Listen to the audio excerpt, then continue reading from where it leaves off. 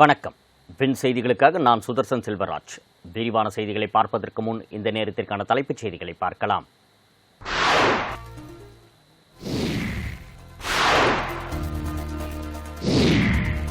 சந்திரபாபு நாயுடுவின் பதவியேற்பு விழா ஜூன் 12ஆம் தேதிக்கு தள்ளி வைக்கப்பட்டுள்ளதாக தகவல். ஜூன் 8ஆம் தேதி 3வது முறையாக பிரதமர் மோடி பதவியேற்க உள்ளதால் சந்திரபாபு நாயுடுவின் பதவியேற்பு விழா தள்ளி வைப்பு.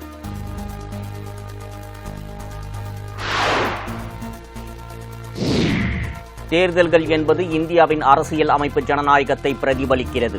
பிரிட்டன் ஆக்ஸ்போர்ட் பல்கலைக்கழகத்தில் உச்சநீதிமன்ற தலைமை நீதிபதி TY சந்திரசூட் பேச்சு.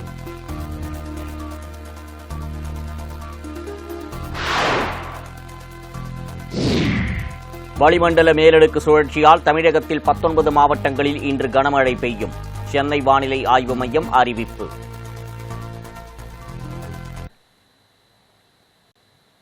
இனி விரிவான செய்திகள். வரும் 9ஆம் தேதி 3வது முறையாக பிரதமர் மோடி பிரதமராக பதவியேற்க உள்ளதாக தகவல் வெளியாகியுள்ளது. பிரதமராக மோடி 3வது முறையாக பதவியேற்கும் விழா வரும் 9ஆம் தேதி மாலை 6 மணிக்கு நடக்க உள்ளதாக தகவல் வெளியாகியுள்ளது. சமீபத்தில் நடந்து முடிந்த லோக்சபா தேர்தலில் தேசிய ஜனநாயக கூட்டணி 294 தொகுதிகளை கைப்பற்றியது. சில சுயேட்சைகளும் ஆதரவு தெரிவித்துள்ளனர். இதனையடுத்து தேசிய ஜனநாயக கூட்டணி தலைவராக மோடி தேர்வு செய்யப்பட்டுள்ளார். தொடர்ந்து வரும் 8ஆம் தேதி இரவு அவர் பிரதமராக 3வது முறையாக பதவியேற்பார் என தகவல் வெளியாகியிருந்தது.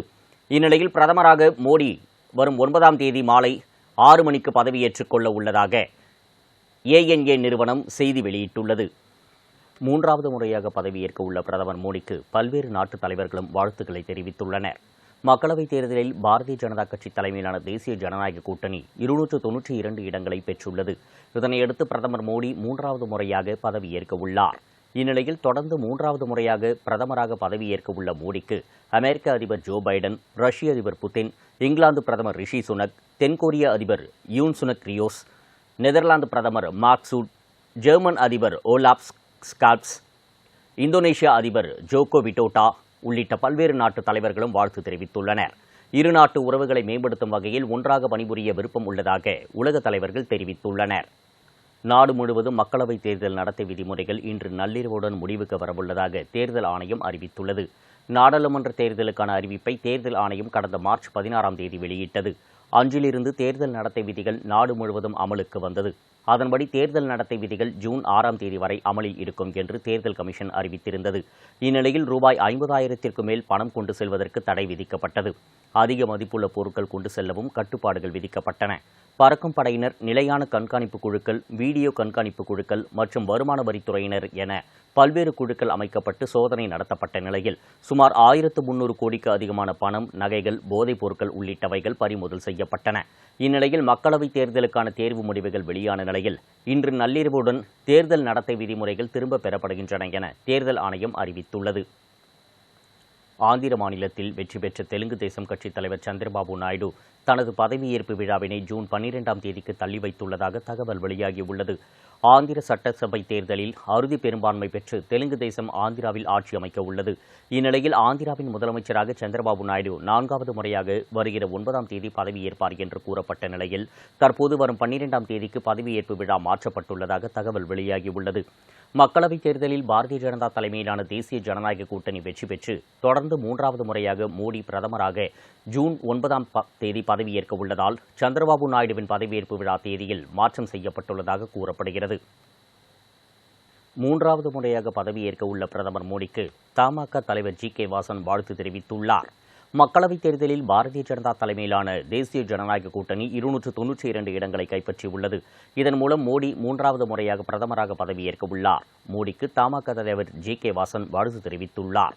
இது தொடர்பாக அவர் வெளியிட்டுள்ள செய்திக்குறிப்பில் 2024 நாடாளுமன்ற தேர்தலில் அகில இந்திய அளவில் தேசிய ஜனநாயக கூட்டணி 3வது முறை வெற்றி பெற்றிருப்பது மகிழ்ச்சி அளிக்கிறது எனவும், குறிப்பாக கடந்த 10 ஆண்டுகால மத்திய பாஜக அரசின் சாதனைகளும், தேசிய ஜனநாயக கூட்டணியில் அங்கம் வகித்த கட்சியினரின் கடின உழைப்பும், தேர்தல் பரப்புரையும் தேசிய ஜனநாயக கூட்டணி கட்சிகளின் வெற்றிக்கு வழிவகுத்திருக்கின்றன.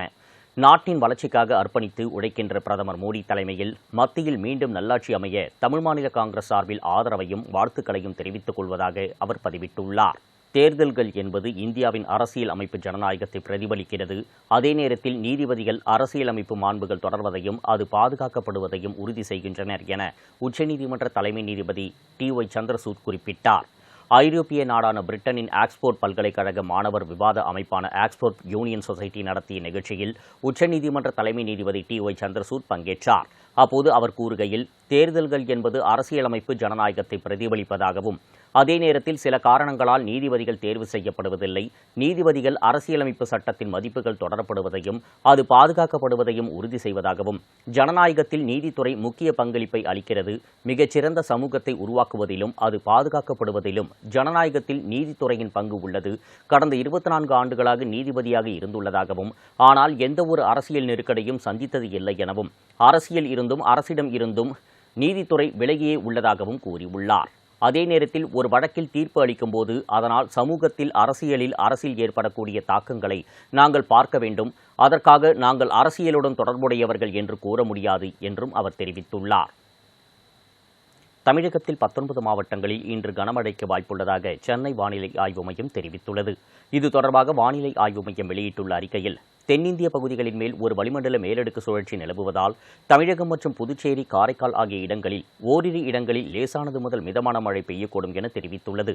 கோவை, திருப்பூர், தேனி, திண்டுக்கல் மாவட்டங்களில் மலைப்பகுதிகள், நீலகிரி, கிருஷ்ணகிரி, தருமபுரி, சேலம் உள்ளிட்ட மாவட்டங்களில் ஓரிரு இடங்களில் கனமழை பெய்ய வாய்ப்புள்ளதாக வானிலை ஆய்வு மையம் வெளியிட்டுள்ள செய்திக்குறிப்பில் தெரிவிக்கப்பட்டுள்ளது. மொத்தம் 543 மக்களவைத் தொகுதிகளுக்குமான முடிவுகளை இந்திய தேர்தல் ஆணையம் அறிவித்துள்ளது. இது தொடர்பாக தேர்தல் ஆணையம் வெளியிட்டுள்ள அறிக்கையில், பாரதிய ஜனதா தலைமையிலான தேசிய ஜனநாயக கூட்டணி 292 இடங்களையும், எதிர்க்கட்சியான இண்டி கூட்டணி 235 இடங்களையும் வென்றுள்ளன எனவும், எஞ்சியுள்ள 15 இடங்கள் 5 அணிசேரா கட்சிகள் மற்றும் 7 சுயேட்சை வேட்பாளர்கள் கைப்பற்றியுள்ளதாகவும் தெரிவிக்கப்பட்டுள்ளது. பாரதிய ஜனதா கடந்த 2014 தேர்தலில் 282 தொகுதிகளிலும், 2019 தேர்தலில் 303 தொகுதிகளிலும் வெற்றி பெற்றிருந்த நிலையில் இந்த முறை அக்கட்சி 240 தொகுதிகளில் மட்டுமே வெற்றி பெற்றுள்ளதாகவும் அதில் குறிப்பிடப்பட்டுள்ளது. இதனால் ஆட்சி அமைப்பதற்கு தேவையான 272 என்ற எண்ணிக்கைக்கு கூட்டணி கட்சிகளை சார்ந்து இருக்க வேண்டிய நிலை பாஜகவுக்கு ஏற்பட்டுள்ளதாகவும், ஒட்டுமொத்தமாக தேசிய ஜனநாயக கூட்டணி 293 இடங்களை கைப்பற்றியுள்ளதாகவும் அதில் தெரிவிக்கப்பட்டுள்ளது. பாரதிய ஜனதா கூட்டணியில் உள்ள சந்திரபாபு நாயுடுவின் தெலுங்கு தேசம் கட்சி ஆந்திர பிரதேசத்தில் 16 தொகுதிகளிலும், நிதிஷ்குமாரின் ஐக்கிய ஜனதா தளம் பீகாரில் 12 தொகுதிகளிலும் வெற்றி பெற்றுள்ளதாகவும், இண்டி கூட்டணியில் காங்கிரஸ் கட்சி 328 தொகுதிகளில் போட்டியிட்டு 99 தொகுதிகளில் மட்டுமே வெற்றி பெற்றுள்ளதாகவும் அதில் கூறப்பட்டுள்ளது. கடந்த 2019 தேர்தலில் காங்கிரஸ் 421 தொகுதிகளில் போட்டியிட்டு வெறும் 52 தொகுதிகளில் மட்டுமே வெற்றி பெற்றது எனவும், அந்த வகையில் இந்த முறை காங்கிரஸ் கட்சிக்கு 99 எம்பிக்கள் கிடைத்திருப்பது ஆறுதல் அளிக்கும் எனவும் அதில் தெரிவிக்கப்பட்டுள்ளது. இதற்கு அடுத்தபடியாக உத்தரப்பிரதேசத்தில் அகிலேஷ் யாதவின் சமாஜ்வாதி கட்சி 37 தொகுதிகளில் வெற்றி பெற்று 3வது பெரிய கட்சியாக உருவெடுத்துள்ளது எனவும், கடந்த 2019 தேர்தலில் இக்கட்சியில் வெறும் 5 எம்பிக்களே வெற்றி பெற்றிருந்தனர் என்பதை அதில் சுட்டிக்காட்டப்பட்டுள்ளது. மேற்கு வங்கத்தில் திரிணாமுல் காங்கிரஸ் கட்சி 29 எம்பிக்களையும், தமிழ்நாட்டில் திமுக தலைமையிலான இண்டி கூட்டணி 40 தொகுதிகளிலும் வெற்றி பெற்றுள்ளதாகவும் தேர்தல் ஆணையம் தெரிவித்துள்ளது. மகாராஷ்டிராவில் காங்கிரஸ், சிவசேனா, சரத்பவாரின் தேசியவாத காங்கிரஸ் ஆகிய கட்சிகள் அடங்கிய மகா விகாஸ் அகாதி கூட்டணி மொத்தமுள்ள 48 தொகுதிகளில் 30 தொகுதிகளை கைப்பற்றியுள்ளதாக அதில் குறிப்பிடப்பட்டுள்ளது. இதில் உத்தவ் சிவசேனா 9 தொகுதிகளிலும், சரத்பவார் தேசியவாத காங்கிரஸ் 8 தொகுதிகளிலும், காங்கிரஸ் 13 தொகுதிகளிலும் வெற்றி பெற்றுள்ளன. அதே நேரத்தில் ஆளும் கட்சி முகாமில் உள்ள ஏக்நாத் ஷிண்டே சிவசேனா 7 தொகுதிகளிலும், அஜித் பவார் தேசியவாத காங்கிரஸ் 1 தொகுதியிலும் வெற்றி பெற்றுள்ளதாக தேர்தல் ஆணையம் தெரிவித்துள்ளது. ஆசிரியர்கள் வெளிநாடு செல்ல முன் அனுமதி அவசியம் என பள்ளிக்கல்வித்துறை கூறியுள்ளது. அனைத்து மாவட்ட முதன்மை கல்வி அலுவலர்களுக்கும் பள்ளிக்கல்வி இயக்குநரகம் சுற்றறிக்கை அனுப்பியுள்ளது. அதில் தமிழகத்தில் உள்ள அனைத்து பள்ளி ஆசிரியர்களும் பணியாளர்களும் வெளிநாடு செல்வதற்கு பள்ளிக்கல்வி இயக்குநரிடம் கட்டாயமாக முன் அனுமதி பெற வேண்டும் என்று தெரிவிக்கப்பட்டுள்ளது. அவர்களுக்கு விடுப்பு வழங்க மாவட்ட கல்வி அலுவலர்களுக்கு அதிகாரம் இல்லை எனவும் கூறப்பட்டுள்ளது. தமிழகத்தில் பொறியியல் படிப்புகளுக்கு விண்ணப்பிக்க இன்றே கடைசி நாள் என தெரிவிக்கப்பட்டுள்ளது. அண்ணா பல்கலைக்கழகத்தின் கீழ் உள்ள 450க்கும் மேற்பட்ட பொறியியல் கல்லூரிகளில் விண்ணப்ப பதிவு கடந்த 6ஆம் தேதி தொடங்கி நடைபெற்று வருகிறது. இதுவரை 2.35 லட்சம் பேர் விண்ணப்பித்துள்ள நிலையில் 1.87 லட்சம் பேர் கட்டணத்தையும் செலுத்தியுள்ளனர். விண்ணப்பிக்க விரும்பும் மாணவர்கள் www.tneaonline.org என்ற இணையதளத்தில் விண்ணப்பிக்கலாம். கிருஷ்ணகிரி மாவட்டத்தில் பெய்து வரும் தொடர் கனமழை எதிரொலியாக கெலவரப்பள்ளி நீர்த்தேக்க அணைக்கு நீர்வரத்து அதிகரித்து ஆற்றில் அதிகப்படியான நுரை பொங்கி செல்வதால் விவசாயிகள் வேதனை அடைந்துள்ளனர். கர்நாடக நீர்பிடிப்பு பகுதிகள் மற்றும் கிருஷ்ணகிரி மாவட்ட பகுதிகளில் தொடர்ந்து பெய்து வரும் மழையால் நீர்நிலைகள் நிரம்பி வழிகிறது. இதனிடையே ஓசூர் அடுத்த கெலவரப்பள்ளி நீர்த்தேக்க அணையில் கடந்த ஒரு மாத காலமாக நீர் சேமிக்கப்பட்டு வந்த நிலையில் அணையில் நீரின் அளவு அதிகரித்துள்ளது. இதன் காரணமாக அணையின் பாதுகாப்பு கருதி தென்பெண்ணை ஆற்றில் நீர் திறக்கப்பட்டு வருகிறது. அணைக்கு வினாடிக்கு 892 கன அடி நீர் வந்ததாக உள்ள நிலையில் தென்பெண்ணை ஆற்றுக்கு வினாடிக்கு 600 கன அடி நீர் திறக்கப்பட்டு வருகிறது. நீர்வரத்து அதிகரிப்பை தொடர்ந்து ஆற்றில் நீர் கலக்கப்பட்ட அதிகப்படியான ரசாயன கழிவு நீர் கலப்பு காரணமாக ஆற்றில் அதிகப்படியான நுரைபொங்கி காட்சியளிக்கிறது. இந்த நீரை விவசாயிகள் பாசனத்திற்காக பயன்படுத்துவதால் வேதனை அடைந்துள்ளனர். சேலம் வழியாக சந்தனக்கட்டைகள் கடத்த முயன்ற கேரளாவைச் சேர்ந்த 6 பேரை வனத்துறையினர் அதிரடியாக கைது செய்துள்ளனர். சேலம் வழியாக சந்தனக்கட்டைகள் கடத்தப்படுவதாக வனத்துறையினருக்கு ரகசிய தகவல் கிடைத்தது. அதன் அடிப்படையில் சேலம் கோவை தேசிய நெடுஞ்சாலையில் வனச்சரகர் தலைமையிலான குழுவினர் வாகன சோதனையில் ஈடுபட்டிருந்தனர். அப்போது அவ்வழியே வந்த கேரள பதிவு எண் கொண்ட சரக்கு வாகனத்தை சோதனை செய்தனர். அதில் துண்டு துண்டாக வெட்டப்பட்ட சந்தனக்கட்டைகள் இருப்பது கண்டுபிடிக்கப்பட்டது. இதனையடுத்து வாகன ஓட்டுநர் முகமது சுஹைல் மற்றும் அவரது உதவியாளர் முகமது ஃபசில் ஆகியோரை வனத்துறையினர் கைது செய்து விசாரணை மேற்கொண்டனர். விசாரணையில் அவர்கள் அளித்த தகவலின் பேரில் விடுதியில் தங்கியிருந்த கேரள மாநிலத்தைச் சேர்ந்த முகமது மீசல், முகமது அப்ரார், ஃபஜாஸ் மற்றும் உமர் ஆகிய 4 பேரையும் வனத்துறையினர் கைது செய்தனர். மேலும் கடத்த முயன்ற சுமார் 1.5 டன் சந்தனக்கட்டைகள், கடத்தலுக்கு பயன்படுத்தப்பட்ட வாகனம் மற்றும் சொகுசு கார் ஆகியவற்றை பறிமுதல் செய்தனர். திண்டுக்கல் மாவட்டம் பழனி பாலாறு பொருத்தலாறு அணையிலிருந்து தடாகுளத்திற்கு விவசாய தேவைக்காக 120 நாட்களுக்கு தண்ணீர் திறக்கப்பட்டுள்ளதால் விவசாயிகள் மகிழ்ச்சி அடைந்துள்ளனர். திண்டுக்கல் மாவட்டம் பழனி பாலாறு பொருந்தலாறு அணையில் இருந்து தடாகுளத்திற்கு 2ஆம் போக நெல் சாகுபடிக்காக தண்ணீர் திறந்துவிடக் கோரி தமிழக அரசுக்கு விவசாயிகள் கோரிக்கை விடுத்தனர். இந்த கோரிக்கையை ஏற்று பொருந்தலாறு அணையிலிருந்து தடாகுளம் கால்வாய் மூலம் புன்சை பாசனத்திற்காக இன்று முதல் 120 நாட்களுக்கு தண்ணீர் திறக்க உத்தரவிடப்பட்டுள்ளது. தற்போது வினாடிக்கு 15 கன அடி தண்ணீர் தடாகுளம் கால்வாய் வழியாக செல்கிறது. அணையிலிருந்து திறக்கப்படும் தண்ணீரால் பாலசமுத்திரம், ஒட்டனைபுதூர், தாமரைக்குளம், கரிக்காரம்புதூர் உள்ளிட்ட 10 கிராமங்களில் உள்ள 501 ஏக்கர் விவசாய நிலங்கள் பயன்பெறும். சுற்றுலா தலமான கொடைக்கானல் மலை கிராமங்களில் விளையக்கூடிய காய்கறிகள் தொடர் விலையேற்றம் கண்டுள்ளது. திண்டுக்கல் மாவட்டம் கொடைக்கானல் மேல்மலை கிராமங்களான பூண்டி, மன்னவனூர், பூம்பாறை, வில்பட்டி உள்ளிட்ட பல்வேறு மலை கிராமங்களில் விவசாயமே பிரதான தொழிலாக இருந்து வருகிறது. இந்நிலையில் கொடைக்கானல் மலை காய்கறிகளுக்கு மார்க்கெட்டுகளில் எப்போதுமே ஒரு தாக்கம் இருக்கக்கூடிய நிலையில் தற்போது காய்கறிகள் விலை உயர்ந்துள்ளது. இதன்படி உருளைக்கிழங்கு 40 ரூபாய்க்கு விற்று வந்த நிலையில் தற்போது 60 முதல் 70 ரூபாய் வரை விற்கப்படுகிறது. முட்டைகோஸ் 20 ரூபாய் வரை விற்கப்பட்டு வந்த நிலையில் தற்போது 40 ரூபாயை எட்டியிருக்கிறது. கேரட் கிலோவிற்கு 20 ரூபாய் முதல் 30 ரூபாய் வரை விற்பனையாகி வருவதாக விவசாயிகள் தெரிவிக்கின்றனர். மேலும் கொடைக்கானல் மலைப்பகுதிகளில் தொடர்ந்து அவ்வப்போது மழை பெய்து வருவதால் மலை காய்கறிகளுக்கு நல்ல விலை இருந்தாலும் விளைச்சல் பெரும்பாலான பகுதிகளில் இல்லை என்றும் விவசாயிகள் கவலை அடைந்து வருகின்றனர். வேலூரில் நடைபெற்ற மூலிகை கண்காட்சி, மருத்துவ மற்றும் இரத்த தான முகாமில் திரளான பொதுமக்கள் பங்கேற்றனர். வேலூரில் இலவச சித்த மருத்துவம், மூலிகை கண்காட்சி மற்றும் இரத்த தான முகாமினை முன்னிட்டு பல்வேறு நோய் தீர்க்கும் மூலிகைகளின் பயன்கள் குறித்தும் இம்முகாமில் எடுத்துரைக்கப்பட்டது. மேலும் இலவச மருத்துவ முகாம் நடத்தப்பட்டது. பின்னர் நடைபெற்ற இரத்த தான முகாமில் திரளானோர் கலந்து கொண்டு இரத்த தானம் வழங்கினர். திருவண்ணாமலை மாவட்டம் மற்றும் அதன் சுற்றுவட்டார பகுதிகளில் பெய்த கனமழையால் பொதுமக்கள் மற்றும் விவசாயிகள் மகிழ்ச்சி அடைந்தனர். நாடு முழுவதும் கோடை வெயில் வாட்டி வதைத்து வந்த நிலையில் திருவண்ணாமலை மாவட்டம் செங்கம், தண்டாரம்பட்டு, சேத்துப்பட்டு, கீழ்பெண்ணாத்தூர், கலசப்பாக்கம், போலூர் உள்ளிட்ட பல்வேறு பகுதிகளில் பரவலாக கனமழை பெய்தது. இதனால் வெப்பம் தணிந்து குளிர்ச்சியான சூழல் நிலவியது. இந்நிலையில் தெருக்களில் தண்ணீர் பெருக்கெடுத்து ஓடியது. இந்த கனமழையால் ஏரி, குளம் மற்றும் கிணறுகளில் நீர் நிரம்பி வழிந்தது. இதனால் விவசாயிகள் மற்றும் பொதுமக்கள் மகிழ்ச்சி அடைந்தனர். சேலம் மாவட்டம் ஆத்தூர் அருகே குடிநீர் குழாய் பதிப்பதற்காக கான்கிரீட் சாலையை உடைத்து பள்ளம் தோண்டுவதற்கு மின்சாரத்தை திருடும் ஒப்பந்ததாரர் மீது நடவடிக்கை எடுக்க வேண்டும் என மக்கள் கோரிக்கை விடுத்துள்ளனர். ஆத்தூர் அருகே கெங்கவெள்ளி பகுதியில் குடிநீர் குழாய் பதிக்கும் பணி நடைபெற்று வருகிறது. புதியதாக குடிநீர் குழாய் பதிப்பதற்காக கான்கிரீட் சாலையை உடைத்து பள்ளம் தோண்டுவதற்கு அருகில் உள்ள மின்கம்பத்தில் இருந்து திருட்டுத்தனமாக மின் இணைப்பு எடுத்துள்ளனர். இதனால் தமிழ்நாடு மின்சார வாரியத்திற்கு இழப்பு ஏற்படும் என்பதால் இதுகுறித்து மின்வாரிய அதிகாரிகளிடம் கேட்டபோது அலட்சியமாக பதிலளித்ததாக மக்கள் குற்றம் சாட்டியுள்ளனர்.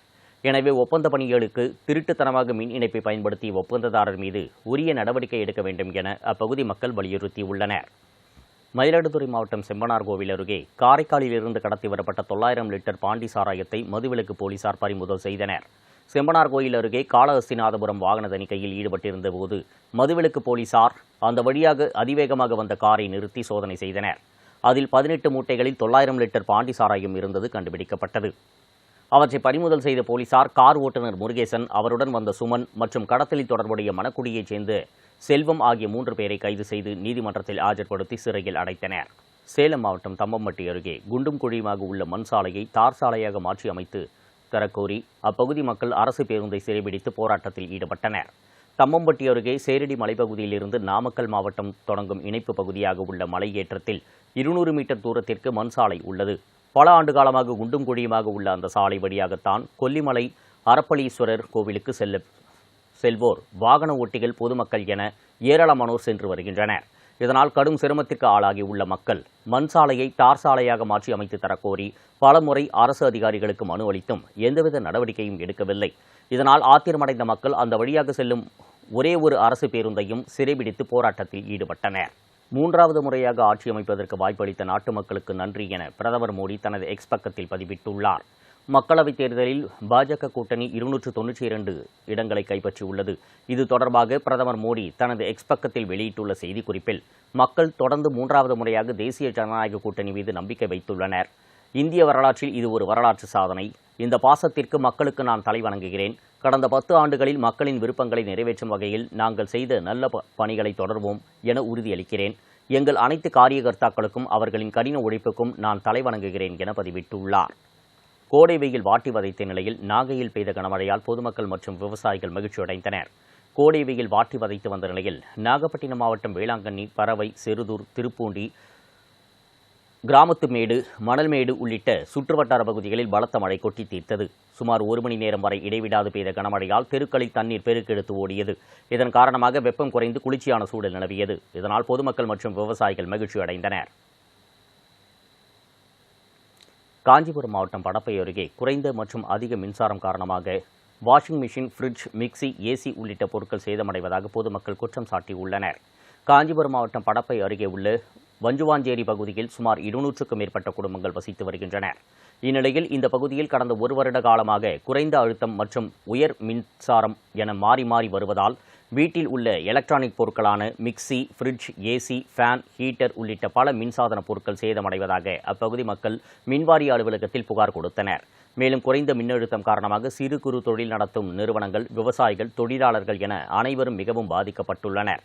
இதனை கண்டுகொள்ளாமல் அதிகாரிகள் அலட்சியமாக செயல்படுவதாக அப்பகுதி மக்கள் குற்றம் சாட்டியுள்ளனர். கனமழை காரணமாக திருவள்ளூர் மாவட்டம் பொன்னேரி அரசு மருத்துவமனையில் மின்சாரம் துண்டிக்கப்பட்டு நோயாளிகள் கடும் சிரமத்திற்கு உள்ளாகினர். திருவள்ளூர் மாவட்டம் பொன்னேரியில் பலத்த காற்றுடன் பெய்த மழையின் காரணமாக பொன்னேரி மற்றும் அதன் சுற்றுவட்டார பகுதிகளில் மின்வெட்டு துண்டிக்கப்பட்டது. இதன் காரணமாக பொன்னேரி அரசு மருத்துவமனையில் மின்சாரம் துண்டிக்கப்பட்ட நிலையில் மருத்துவமனை முழுவதும் இருளில் மூழ்கியது. இதனால் நோயாளிகள், கர்ப்பிணி பெண்கள் மற்றும் குழந்தைகள் கடும் அவதிக்கு உள்ளாகினர். இதுபோன்று மின்வெட்டு ஏற்படும் நேரங்களில் குழந்தை கடத்தல், நோயாளிகளின் உயிருக்கு பாதுகாப்பின்மை ஆகியவை ஏற்படுவதால் பொதுமக்கள் அச்சமடைந்துள்ளனர். இதனால் அந்த பகுதியில் பெரும் பரபரப்பு ஏற்பட்டது. மேலும் இதுபோன்று மழைக்காலங்களில் மின்வெட்டு ஏற்படாமல் தடுக்குமாறு சமூக ஆர்வலர்கள் கோரிக்கை விடுத்துள்ளனர். ஓசூரில் பெய்த கனமழையால் சாலையோரம் மக்கள் நின்ற இடத்தில் ஆமை ஒதுங்கியது. கிருஷ்ணகிரி மாவட்டம் ஓசூரில் கடந்த சில நாட்களாகவே கடுமையான வெயில் வாட்டி வதைத்து வந்த நிலையில் திடீரென ஓசூர் மற்றும் அதன் சுற்றுவட்டார பகுதிகளில் வானம் மேகமூட்டத்துடன் காணப்பட்டது. பின்னர் பேரண்டப்பள்ளி, பத்தலப்பள்ளி, மோரணப்பள்ளி, குமுதேப்பள்ளி உள்ளிட்ட பகுதிகளில் கனமழை வெளுத்து வாங்கியது. இந்த கனமழையால் சாலையில் மழைநீர் ஆறாக பெருக்கெடுத்து ஓடியது. இதன் காரணமாக பொதுமக்கள் சாலையோரங்களில் ஒதுங்கி நின்றனர். அப்போது ஆமை ஒன்று ஒதுங்குவதற்கு இடம் தேடி பொதுமக்கள் நின்ற இடத்திற்கு வந்தது. இதனை பார்த்த பொதுமக்கள் ஆமைக்கு ஒதுங்குவதற்கு இடம் அளித்தனர். பின்னர் அந்த ஆமை மழைக்கு நின்ற பின் அங்கிருந்து நகர்ந்து சென்றது. திருப்பத்தூர் மாவட்டம் வாணியம்பாடியில் தொடர் இருசக்கர வாகன திருட்டில் ஈடுபட்டு வந்த 2 இளைஞர்களை போலீசார் கைது செய்து சிறையில் அடைத்தனர். திருப்பத்தூர் மாவட்டம் வாணியம்பாடி மற்றும் அதன் சுற்றுவட்டார பகுதிகளில் கடந்த சில நாட்களாகவே தொடர்ந்து இருசக்கர வாகனங்கள் திருடு போவதாக புகார்கள் வந்த வண்ணம் இருந்துள்ளது. இதனைத் தொடர்ந்து வாணியம்பாடி பெருமாள்பேட்டை ரயில்வே மேம்பாலம் அருகே வாகன சோதனையில் ஈடுபட்டனர். அப்போது அவ்வழியாக சந்தேகத்திற்கு இடமாக இருவரை பிடித்து விசாரித்ததில் அவர்கள் முன்னுக்கு பின் முரணாக பதிலளித்தனர். இதனையடுத்து போலீசார் அவர்களை காவல் நிலையம் அழைத்துச் சென்று விசாரணை மேற்கொண்டதில் அவர்கள் தும்பேரி பகுதியைச் சேர்ந்த ஐயப்பன் மற்றும் சிக்னாங் குப்பத்தைச் சேர்ந்த அரவிந்த் என்பது தெரியவந்தது. இருவரும் சேர்ந்து பல்வேறு இடங்களில் இருசக்கர வாகன திருட்டில் ஈடுபட்டு வந்ததும் தெரியவந்தது. இதனையடுத்து அவர்களிடமிருந்த 11 இருசக்கர வாகனங்களை போலீசார் பறிமுதல் செய்து அவர்களை கைது செய்து சிறையில் அடைத்தனர். அரியலூர் மாவட்டம் ஜெயங்கொண்டம் அருகே 2 போலி மருத்துவர்கள் கைது செய்யப்பட்ட சம்பவம் அந்த பகுதியில் பரபரப்பை ஏற்படுத்தியது. அரியலூர் மாவட்டம் ஜெயங்கொண்டம் அருகே உள்ள கல்லாத்தூரைச் சேர்ந்த அரசு பள்ளி ஆசிரியர் அம்பேத்கர் மற்றும் தஞ்சாவூர் மாவட்டம் திருவலஞ்சுடி நடுபடுவை பகுதியைச் சேர்ந்த ராமச்சந்திரன் ஆகியோர் மருத்துவம் படிக்காமல் அலோபதி மருத்துவம் பார்த்ததாக புகார் எழுந்தது. புகாரின் பேரில் போலீசார் ஜெயங்கொண்டம் பகுதிக்கு சென்று 2 பேரையும் கைது செய்து அவர்களிடமிருந்த மருத்துவ உபகரணங்களை கைப்பற்றினர். இச்சம்பவமானது அந்த பகுதியில் பரபரப்பை ஏற்படுத்தியது. இத்துடன் செய்திகள் நிறைவடைந்தது. செய்திகளின் அனைத்து பரிமாணங்களை முழுமையாக தெரிந்து கொள்ள இணைந்திருங்கள் வின் நியூஸ் தொலைக்காட்சியோடு. இது வின் நியூஸ், உங்களுக்காக உங்களுடன். வணக்கம்.